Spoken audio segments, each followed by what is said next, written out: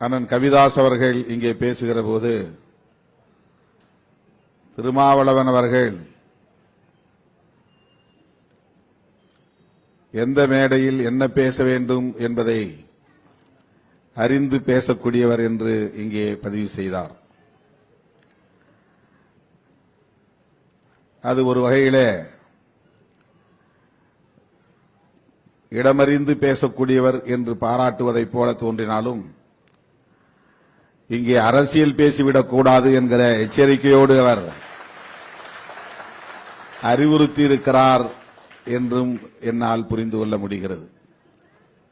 ஏனென்றால் இங்கே நீதியரசரும் அமர்ந்திருக்கிறார். அவர் அரசியலுக்கு அப்பாற்பட்டவர். அதனால்தான் அவரும் தன்னுடைய பேச்சிலே நான் எந்த அரசியல் கூட்டங்களிலும் பங்கேற்றதில்லை என்று மிகுந்த எச்சரிக்கையோடு பதிவு செய்தார். அதேபோல நம்முடைய மேனாள் துணைவேந்தர் மா ராஜேந்திரன் அவர்களும் அரசியல் கருத்துக்களில் ஈடுபாடு உள்ளவர் என்றாலும் அரசியல் கட்சி அடையாளங்களை தன்னை அடையாளப்படுத்திக் கொள்வதில்லை. அவரும் ஒரு அதிகாரி, மேனாள் துணைவேந்தர். அண்ணன் ஐஏஎஸ் ஜெகதீசன் அவர்கள் ஓய்வு பெற்றுவிட்டாலும் கூட அவர் ஒரு அதிகாரி. எங்கே போனாலும் அவரை ஒரு அதிகாரியாகத்தான் பார்ப்பார்கள். அவருக்கும் அரசியல் சாயம் வீழ்ந்துவிடக்கூடாது. இங்கே வருகை தந்திருக்கிற உங்களிலும் பலர் பல்வேறு கட்சிகளை சார்ந்தவர்கள் இருக்கக்கூடும். நான் பேசுகிற அரசியல் கருத்துக்களுக்கு மாறுபாடான கருத்துள்ளவர்களும் இங்கே தமிழர் என்கிற உணர்வோடு வந்திருக்கக்கூடும். இவற்றையெல்லாம் கருத்தில் கொண்டுதான் மிக சாதுரியமாக அண்ணன் கவிதாஸ் அவர்கள் திருமாவளவனிடம் நாம் கற்றுக்கொள்ள வேண்டிய பல இருக்கின்றன. அதிலே ஒன்று மேடைக்கு ஏற்ப இடமறிந்து பேசக்கூடியவர் என்று சொன்னார். அதை நான் புரிந்து கொள்கிறேன். எந்த இடத்திலும் நான் என்னுடைய அரசியல் கருத்தை திணிப்பதில்லை. என் கருத்து எனக்கு, உங்கள் கருத்து உங்களுக்கு. நான் ஏற்றுக்கொண்டிருக்கிற கோட்பாடு எனக்கு உடன்பாடானது. நீங்கள் ஏற்றுக்கொண்டிருக்கிற கருத்து உங்களுக்கு உடன்பாடானது. கடவுள் நம்பிக்கை இல்லை என்பது என்னுடைய நிலைப்பாடு. கடவுளின் மீது நம்பிக்கை கொண்டிருப்பது உங்களின் நிலைப்பாடு. ஆகவே யாரும் யாருடைய கருத்தின் மீதும் ஆதிக்கம் செலுத்தக்கூடாது. அந்த புரிதல் எனக்கு உண்டு. பிறரின் உணர்வுகளை மதிக்க வேண்டும் என்கிற பக்குவமும் எனக்கு உண்டு. அதனால்தான் என்னை எந்த கோவிலுக்கு அழைத்தாலும் நான் போவேன். மசூதிக்கு அழைத்தாலும் போவேன், கிறிஸ்தவ தேவாலயத்துக்கு அழைத்தாலும் போவேன், இந்து கோவில்களுக்கு அழைத்தாலும் போவேன். கடவுளிடம் கோரிக்கை வைப்பதற்காக அல்ல, என்னை மதித்து அழைக்கக்கூடியவர்களின் உணர்வுகளை மதிப்பதற்காக. பல கோவில்களில் கும்பாபிஷேகத்திற்கே என்னை அழைத்து என் தலையிலே அந்த நீரை, கும்பத்திலே ஊற்றக்கூடிய நீரை, கலசத்தை வைத்து மேலே ஏறுங்கள் என்று சொல்வார்கள். நான் அதை மறுதளிப்பதில்லை. தலையில் வைத்து தூக்கி கொண்டு போய் அங்கே கலசத்தில் கொட்டியிருக்கிறேன். இது ஒரு புரிதலுக்காக சொல்லுகிறேன். அதேபோல்தான் சித்திரை ஒன்றா தை முதலா என்கிற விவாதம் ஒருபுறம் நடந்தாலும், சித்திரை முதல் நாளை தமிழ் புத்தாண்டாக இன்னும் பெருவாரியான மக்கள் கொண்டாடி கொண்டிருக்கிற சூழலில் அந்த உணர்வை மதிக்க வேண்டும் என்பதுதான் என்னுடைய கருத்து. தமிழ்ச்சங்கம் அகமதாபாத்திலே 33 ஆண்டுகளாக இயங்கிக் கொண்டிருக்கிறது. அண்ணன் கவிதாஸ் அவர்கள் வந்தது ஒரு கருத்தை சொன்னார். இந்த அரங்கில் இன்றைக்கு நூற்றுக்கணக்கானவர்கள் கூடியிருக்கிறார்கள். அகமதாபாத்திலே 500 பேர் திரளுகிறார்கள் என்றால் அது தமிழ்நாட்டிலே 5000 பேர் திரளுவதற்கு சமம் என்று சொன்னார். அங்கே 5000 பேர் திரண்டால் அது என்ன தாக்கத்தை ஏற்படுத்துமோ, இது 500 பேர் திரளக்கூடிய இந்த இடம் அந்த தாக்கத்தை ஏற்படுத்தும் என்று சொன்னார். மிக சிறுபான்மை மொழி சிறுபான்மையினராக நாம் இந்த மாநிலத்தில் வாழ்கிறோம். குஜராத் என்பது ஒரு தனி மாநிலம் என்றாலும் கூட இது இந்தியா என்கிற ஒரு தேசத்தின் பகுதி. ஆகவே நாம் இந்தியாவுக்குள் தான் இருக்கிறோம்.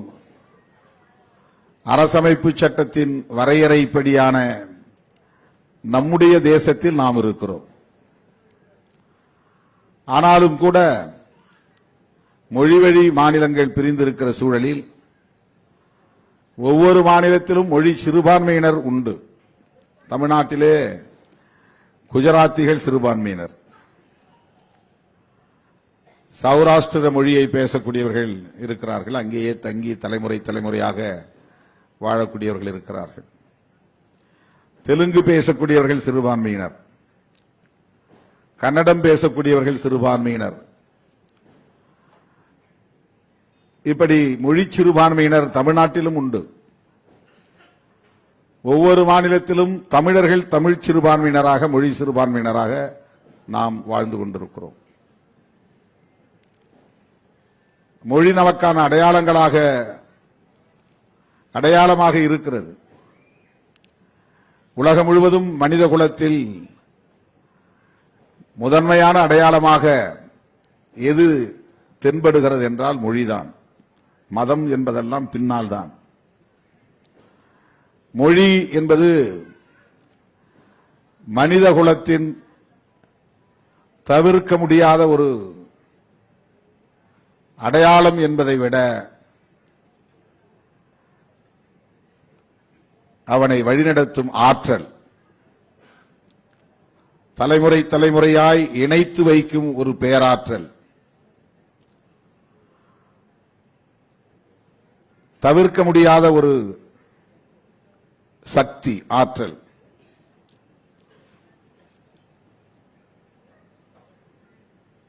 உலகம் முழுவதும் இப்படி மக்கள் மொழி சார்ந்த குழுக்களாக தனித்தனி அடையாளங்களாக நாம் வாழ்கிறோம்.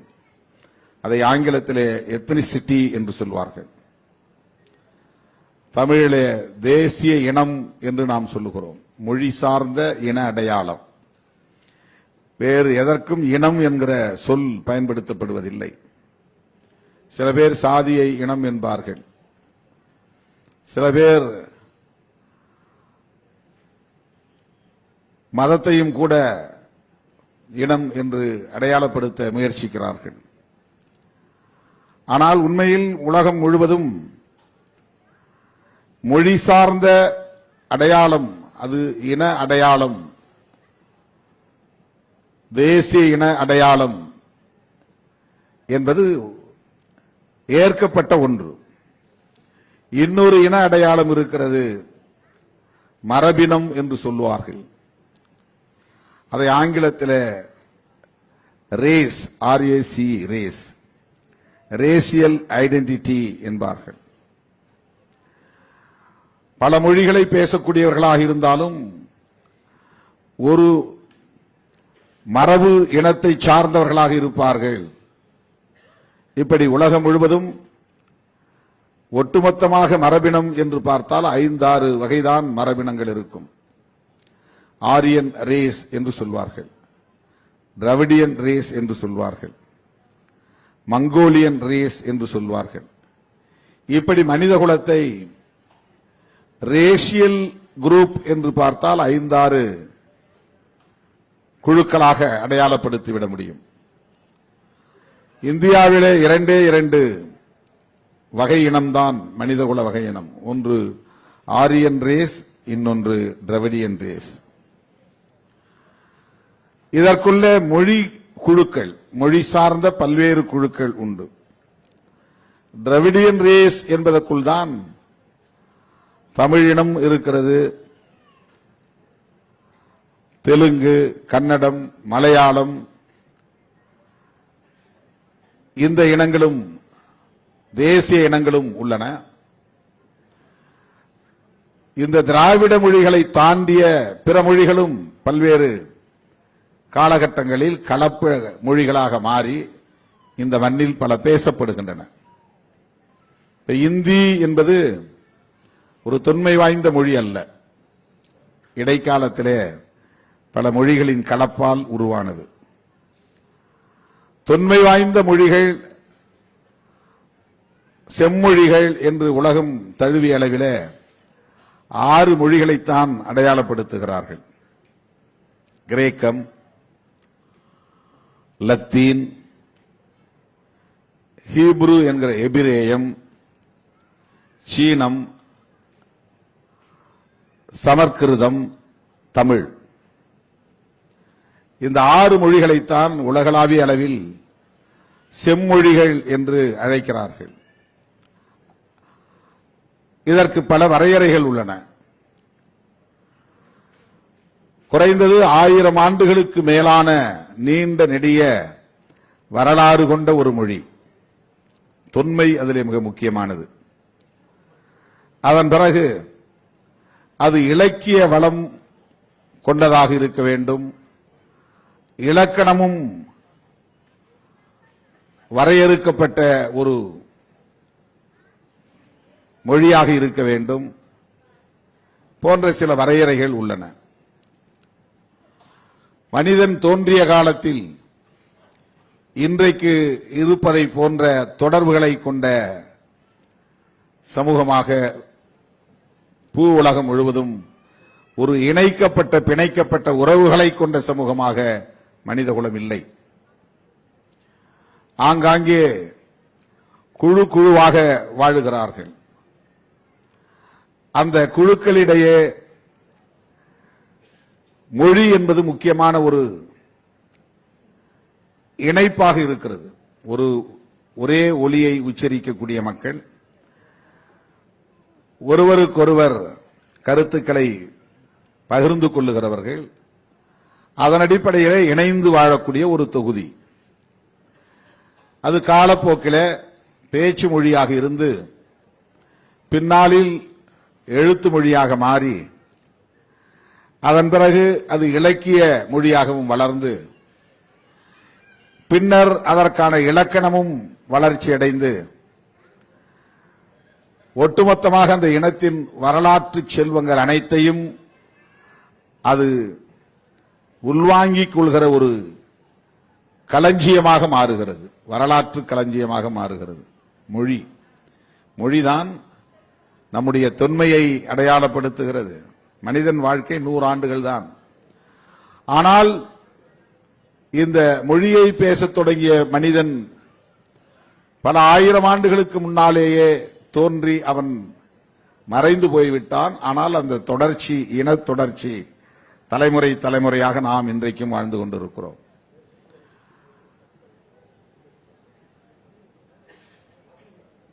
மனிதன் தோன்றிய காலத்தில் இந்த மொழிக்கு எழுத்து இல்லை. தொடக்கத்தில் அது சித்திர எழுத்துக்களாகத்தான் அல்லது பட எழுத்துக்களாகத்தான் இருந்திருக்க முடியும் என்று வல்லுநர்கள், மொழியியல் வல்லுநர்கள் அடையாளப்படுத்துகிறார்கள். ஆடு என்று சொன்னால் ஆடு போல ஒரு ஓவியத்தை வரைந்து வைப்பார்கள். கோழி என்றால் கோழி என்ற ஒரு ஓவியம். அப்படியே கோழி போல் இருக்காது, ஆனால் கோழியை அடையாளப்படுத்தும். சாப்பாடு என்பதற்கு ஏதோ ஒரு அடையாளம், படம்தான். பின்னர் அது பல்வேறு வடிவங்களுக்கு மாறி இன்றைக்கு வரி வடிவ எழுத்துக்கு வந்திருக்கிறது. தொடக்க காலத்திலே தமிழ் பிராமி எழுத்துக்கள் என்ற பெயரால் அழைக்கப்பட்டன. அந்த பிராமி எழுத்துக்களை இன்றைக்கு நம்மால் படிக்க முடியாது. அதன் பிறகு வட்டெழுத்துக்களாக மாறின. அந்த வட்டெழுத்துக்களையும் நம்மால் படிக்க முடியாது. இன்றைக்கு வரி எழுத்துக்களாக மாறி இருக்கின்றன. இன்றைக்கு நாம் பார்க்கிற இந்த வரி எழுத்துக்கள் ஒரு 500 ஆண்டுகளுக்கு முன்னால் அல்லது 1000 ஆண்டுகளுக்கு முன்னால் இருந்திருக்குமா என்றால் இல்லை. அப்படி இருந்திருந்தாலும் இன்றைக்கு இருப்பதை போன்ற வடிவத்தோடு அவை இருந்திருக்காது. நம்முடைய காலத்திலேயே சில மாற்றங்களை பார்த்திருக்கிறோம். லை என்பதற்கு யானை தும்பிக்கை போல ஒரு கொம்பு போடுவதுண்டு. இப்போது அதை நாம் போடுவதில்லை. அதை போல கால் வாங்குகிற வழக்கம் சில 10 ஆண்டுகளுக்கு முன்புதான் வந்திருக்கிறது. அதற்கு முன்பு அந்த காவுக்கு மேலே கா என்று போட்டால் மேலே ஒரு கோடு கிழிப்பது என்கிற முறை இருந்ததாக சொல்லப்படுகிறது. இப்படி எழுத்து வடிவத்திலே இத்தனை மாற்றங்கள் உருவாகி இருக்கிறது என்றால் உச்சரிப்பிலே எத்தனை மாற்றங்கள் உருவாகி இருக்கும், சொற்களிலே எத்தனை மாற்றங்கள் உருவாகி இருக்கும். இன்றைக்கு நாற்றம் என்று சொன்னால் நாம் மூக்கை பிடிக்கிறோம், நாற்றம் அடிக்கிறது என்று. ஆனால் இலக்கியத்திலே நாற்றம் நாரும் என்று சொன்னால் அது மனம், நல்ல மனத்தை குறிக்கிற சொல்லாக அது பயன்படுத்தப்பட்டிருக்கிறது. அதுபோல எத்தனையோ சொற்கள் கடந்த காலங்களில் வேறு பொருளில் உச்சரிக்கப்பட்டிருக்கின்றன, இந்த காலங்களில் இன்னொரு பொருளில் உச்சரிக்கப்படும் நிலை இருக்கிறது. எப்படி மனிதர்களுக்கிடையிலே இனக்கலப்பு ஏற்படுகிறதோ அப்படி நாம் பேசுகிற மொழியிலும் மொழிக்கலப்பு ஏற்படுகிறது. அதனால் புதிய புதிய சொற்களும் உருவாகி இருக்கின்றன. நாம் பேசும் மொழியில் தமிழ் என்று நாம் நம்பிக்கொண்டிருக்கிற பல சொற்கள் பிற மொழிகளாக இருக்கின்றன. உருது மொழியாக இருக்கும். வடமொழி என்றால் மொத்தத்தில் வடக்கே இருந்து வந்த மொழி, அது சமஸ்கிருதமாக இருக்கலாம், பாலி மொழியாக இருக்கலாம், அல்லது உருதுவாக இருக்கலாம். வட இந்திய மண்ணில் புழக்கத்தில் இருந்த பல மொழிகள் இன்றைக்கு காணாமல் போய்விட்டன. அப்படி பேச்சு வழக்கு ஒழிந்த மொழிதான் சமஸ்கிருதம். அதுவும் ஒரு தொன்மை வாய்ந்த மொழி, இலக்கிய வளம் நிறைந்த மொழி. ஆனால் இன்றைக்கு மக்கள் பேசும் நிலை இல்லாமல் எப்படி அது அழிந்தது, பேச்சு வழக்கு ஒழிந்தது. அது ஒரு வரலாறு, அதை அறிந்து கொள்ள வேண்டியது நம்முடைய கடமை. இல்லை என்றால் நாளைக்கு இன்னும் ஒரு 200 ஆண்டுகளுக்கு பின்னால் அல்லது 1000 ஆண்டுகளுக்கு பின்னால் தமிழ் பேச்சு வழக்கு ஒழிந்த மொழி என்று சொல்லும் நிலை ஏற்பட்டுவிடும், ஏடுகளில் இருக்கிற மொழியாக மாறிவிடும். நாம் எல்லாம் என்ன தமிழ் பெரிய தமிழ், நாம் ஆங்கிலம் கற்றுக்கொள்வோம், இந்தி கற்றுக்கொள்வோம், குஜராத்தி கற்றுக்கொள்வோம், என்னுடைய பிள்ளைக்கு தமிழ் தெரியாது, என் பிள்ளைக்கு தமிழை நான் கற்றுத்தருவதில்லை என்று ஆங்கிலம் பேசுகிற குழந்தையை எடுத்து கொஞ்சி, என் பிள்ளைக்கு ஆங்கிலம் தான் தெரியும், தமிழ் தான் தெரியும், இந்தி தான் தெரியும், தமிழ் எழுத படிக்க தெரியாது என்பதை பெருமையோடு சொல்லுகிற ஒரு நிலை இருக்கிறது. அது நீடித்தால் சில 100 ஆண்டுகளுக்கு பின்னர் தமிழன் என்ற ஒரு இனம் இருந்தது, தமிழ் என்ற ஒரு செம்மொழி இருந்தது. ஆனால் இன்றைக்கு பேச்சு வழக்கு ஒழிந்து விட்டது, பேசுவதற்கு மக்கள் இல்லை. தமிழர்கள் என்கிற இனம் இருக்கும், ஆனால் பேசுகிற வழக்கம் இல்லாமல் போய்விடும். மொரீஷியஸ் தீவிலே தமிழர் இனம் வாழுகிறது, ஆனால் அவர்களிடையே தமிழ் இல்லை. தமிழ் பெயர்கள் இருக்கின்றன. இன்றைக்கு நாம் சூட்டியிருக்கிற பெயர்களில் 80 விழுக்காடு தமிழ் பெயர்கள் கிடையாது. இன்றைக்கு நாம் சொல்லுகிற இந்த 60 ஆண்டுகள் தமிழர்களுக்கான ஆண்டுகள் என்று சொல்லுகிறோமே, இப்போது இந்த வருஷம் என்னன்னா விசுவ வசு, இந்த தமிழ் ஆண்டு சித்திரை. விசுவ வசு என்பது தமிழ் சொல் கிடையாது. விசுவம் என்றால் உலகம், வசு என்றால் நிறைவு என்று அதற்கு விளக்கம் தருகிறார்கள். உலகம் நிறைவு, நிறைவடைந்த ஆண்டு, நிறைவடைகிற ஆண்டு என்று சொல்லுகிற பொருளிலே சொல்லுகிறார்கள். பிரபவ என்று தொடங்கி அக்ஷய என்று முடிகிறது. அக்ஷய என்பதும் தமிழ் சொல் கிடையாது. ஷயம் என்றால் தேய்வது, அக்ஷயம் என்றால் தேயாதது, வளர்வது என்று பொருள். அக்ஷயா என்றால் வளர்மதி என்று நாம் தமிழிலே வைக்கிறோம் அல்லவா, அந்த பெயர் தான் வடமொழியிலே அக்ஷயா. 60 ஆண்டுகளின் பெயர்களும் தமிழ் பெயர்கள் கிடையாது.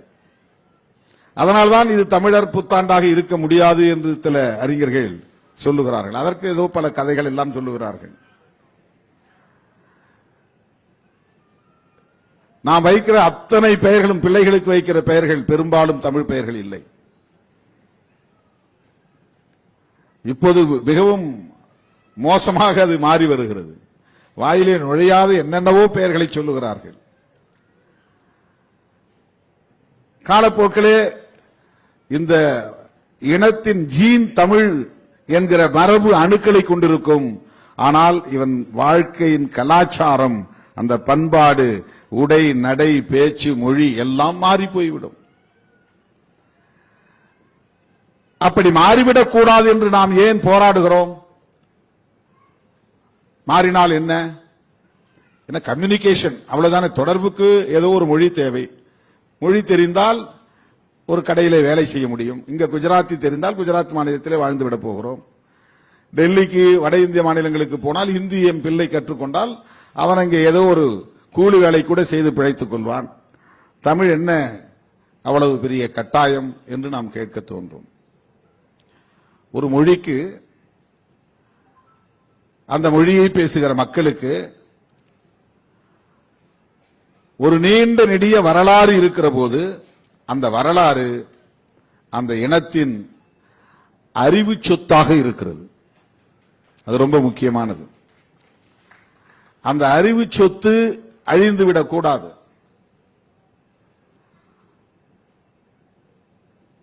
என்ன அறிவு சொத்து? அதற்கு நாம் பல அடையாளங்களை சொல்ல முடியும்.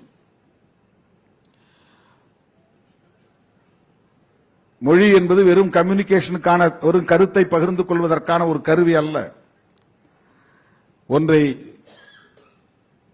கருத்தை பகிர்ந்து கொள்வதற்காக நான் பயன்படுத்திக் கொண்டாலும் அது நம்முடைய ஞானத்தை வளர்ப்பதற்கு, பெருக்கிக் கொள்வதற்கு, பண்படுத்திக் கொள்வதற்கு, நம்முடைய கலாச்சாரத்தை பெருக்கிக் கொள்வதற்கு, அந்த வளர்ச்சியைத்தான் நாகரிக வளர்ச்சிங்கிறோம்.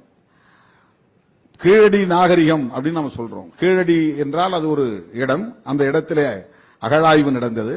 அந்த அகழாய்விலே நமக்கு என்ன உண்மை தெரிய வருகிறது? சில ஆயிரம் ஆண்டுகளுக்கு முன்னால் தமிழன் அந்த இடத்திலே வாழ்ந்திருக்கிறான்.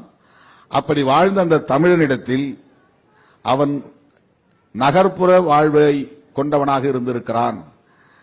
அவன் எப்படி குடிநீர் இணைப்புகளை வைத்திருக்கிறான், கட்டடங்களை எப்படி கட்டியிருக்கிறான், தெருக்களை எப்படி அமைத்திருக்கிறான், பானையை எப்படி பயன்படுத்தி இருக்கிறான், என்னென்ன கருவிகளை கண்டுபிடித்திருக்கிறான், இதுவெல்லாம் நமக்கு தெரிய வருகிறது. இப்ப பல ஆயிரம் ஆண்டுகளுக்கு முன்னால் வாழ்ந்த தமிழன் எப்படி வீடு கட்டி வாழ வேண்டும், பாதுகாப்பாக வாழ வேண்டும் என்று கற்றுக்கொண்ட அந்த ஞானம் இருக்கிறதே, அதுதான் அறிவு சொத்து. கல்லணையை கட்டியிருக்கிறான். காட்டாற்று வெள்ளமென ஓடி வருகிற அந்த காவிரியை தடுத்து நிறுத்தி அணையை கட்டி அந்த நீரை மடைமாற்றம் செய்து வாய்க்கால்களை கட்டி நிலங்களுக்கு கொண்டு போய் நீர்ப்பாசனம் செய்து தானியத்தை விளைச்சலை பெருக்கி இருக்கிறான்.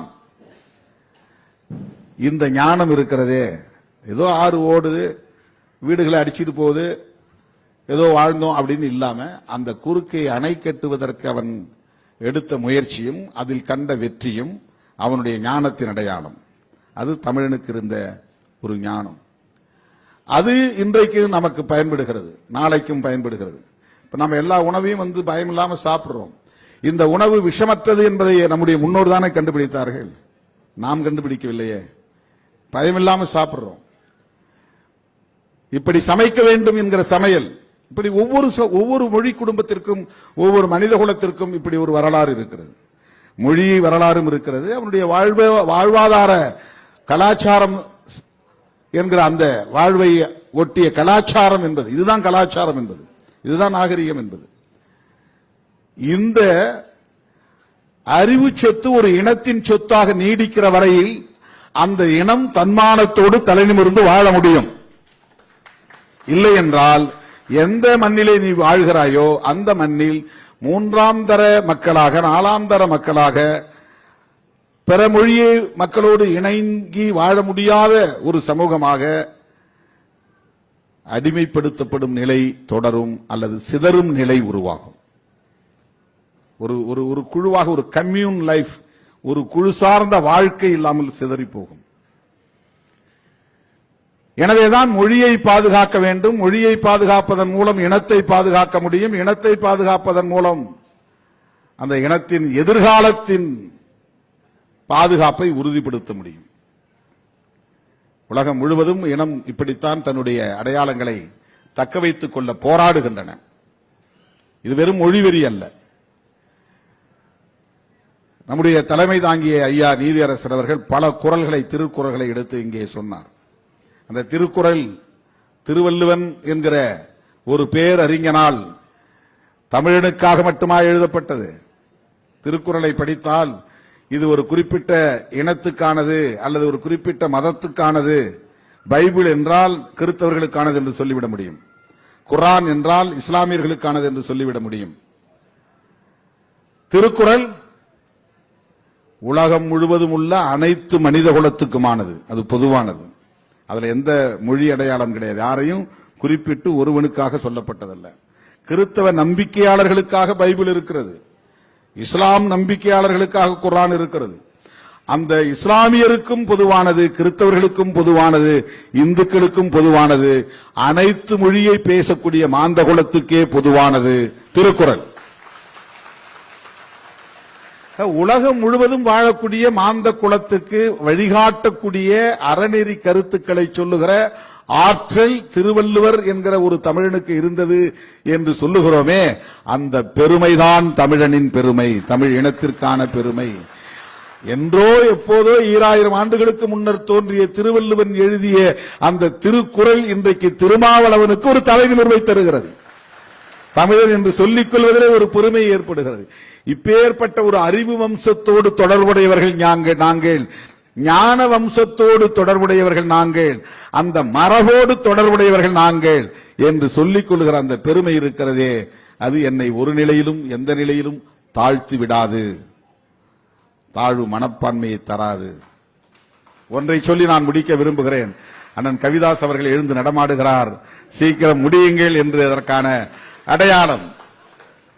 ஏனென்றால் அடுத்து பல நிகழ்ச்சிகள் இருக்கின்றன.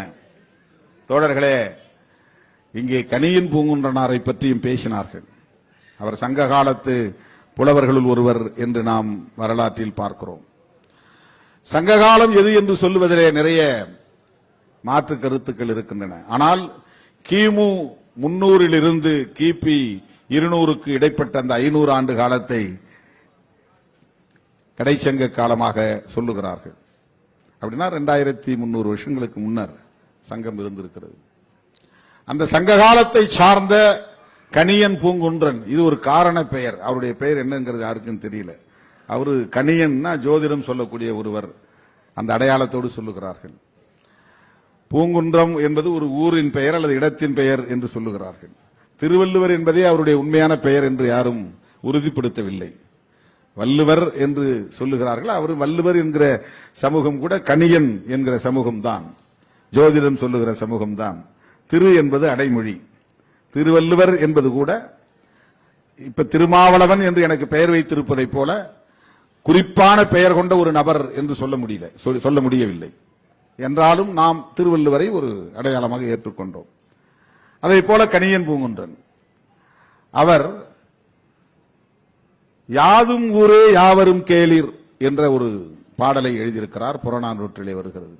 ஒரு நீண்ட பாடல் அது. அது முதல் வரி யாதும் ஊரே யாவரும் கேளீர். கேளீர் இல்ல கேளீர், குறில் கேளீர்.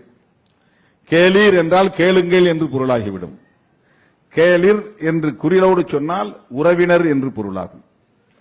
யாதும் ஊரே என்றால் குஜராத்தும் என்னுடைய ஊர்தான், அகமதாபாத்தும் என்னுடைய ஊர்தான், தமிழ்நாட்டில் சிதம்பரமும் என்னுடைய ஊர்தான், அமெரிக்காவும் என்னுடைய ஊர்தான், கனடாவும் என்னுடைய ஊர்தான் என்று எண்ணுகிற பரந்த உள்ளத்தை குறிக்கிற ஒரு முதுமொழி. யாதும் ஊரே யாவரும் கேளிர். என் சாதிக்காரன் மட்டும்தான் எனக்கு சொந்தக்காரன் அப்படின்னு நான் நினைக்க கூடாது. என் மதத்தை சார்ந்தவன் மட்டும்தான் என் சொந்தக்காரன் என்று எண்ணக்கூடாது. என் மொழியை சார்ந்தவன் மட்டும்தான் எனக்கு உறவுக்காரன் என்று எண்ணக்கூடாது. என் நாட்டை சார்ந்தவன் மட்டும்தான் என் உறவுக்காரன் என்று எண்ணக்கூடாது. யாவரும் கேளிர். இந்த உலகத்தில் இருக்கிற பல நூறு கோடி மக்களும் என் உறவினர்கள் என்று எண்ண வேண்டும். இந்த பரந்த பார்வை, உயர்ந்த உள்ளம், பாகுபாடற்ற சிந்தனை,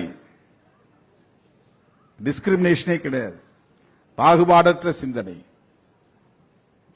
2500 ஆண்டுகளுக்கு முன்னால் கௌதம புத்தர் சொன்ன அதே கருத்துதான் கணியன் பூங்குன்றனின் கருத்தாகவும் இருக்கிறது.